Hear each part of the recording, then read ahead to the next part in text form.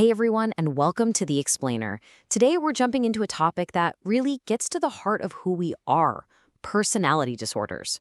We're going to demystify what they are, how they're treated, and the amazing support systems that help people navigate these challenges. And our journey really starts with a pretty fundamental question. It's a fascinating thing to think about, isn't it? We've all got our own unique quirks, our own ways of thinking and feeling, but where's that line? When does a personal quirk cross over into a pattern that really starts to make life a lot harder? That's the core question we're going to unpack together. All right, so to really get into this, we have to start with the basics. Let's get a clear clinical definition. What exactly is a personality disorder when we look at it from a medical point of view? Okay, there are two words in that definition that are just absolutely crucial: enduring and deviates. Enduring means this isn't just a bad week or a single out-of-character moment. We're talking about a long-term, pretty inflexible pattern. And deviates means it stands out. It's different from what's generally expected within that person's own culture. And this is why it matters so much. These enduring patterns, they're not just some abstract idea. They can create very real, very significant challenges in day-to-day life. Things like making it tough to form stable relationships, causing struggles at work or school, and just taking a real toll on a person's overall quality of life. But here's what I really want to emphasize. Just because there are challenges, that absolutely does not mean there isn't hope.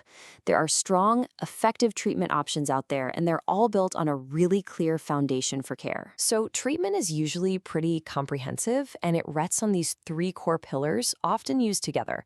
First up, you've got psychotherapy, talk therapy. This could be something like CBT, which helps people reframe their thought patterns, or DBT, which is great for learning skills to manage really intense emotions. Second, there's pharmacotherapy, where medication can help manage specific, tough symptoms. And third, you have group therapy, which is just such a powerful space for people to share their experiences and get support from their peers. Okay, so those are the main types of treatment. But let's get a little more specific. How does a healthcare professional, like a nurse, actually approach this on the ground, day to day? Well, you can think of it like they have a professional toolkit of essential strategies. This really gets to the heart of compassionate care. It all starts with building a trusting relationship. But, and this is just as important, it's about maintaining clear and consistent boundaries. From that foundation, it's all about creating a safe space for people to express themselves, giving emotional support, making sure everyone is physically safe, and ultimately empowering the person to build their own self-care routines. Of course, that toolkit we just went through, it is not a one-size-fits-all solution. Not even close. Truly effective care means you have to tailor every single intervention to the specific needs of the person and their diagnosis. Let's take a look at what that actually looks like in practice. Now, this is so fascinating. Check out the difference here. For someone with antisocial personality disorder, the focus is really on structure, on accountability, and on managing external behaviors like manipulation. But then for borderline personality disorder, the focus shifts. It becomes more about those internal experiences, helping someone regulate their emotions, building coping skills for intense feelings, and, crucially, watching out for self-injury.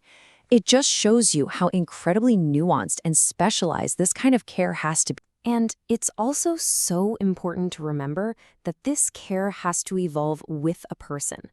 As people get older, professionals have to adapt their whole approach. They have to account for age-related changes, things like mobility or maybe cognitive function, and that often means bringing the family more closely into the care plan. So, what's the ultimate goal of all this skilled care and all this treatment? Well, it's to support that person on their journey toward living a more independent life with long-term well-being.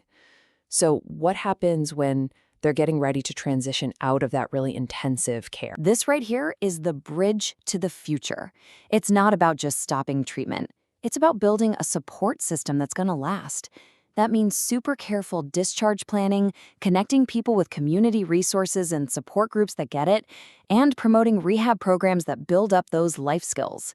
It's all about making sure that the journey can continue on solid ground. And that really brings us to the final and maybe the most important question of all.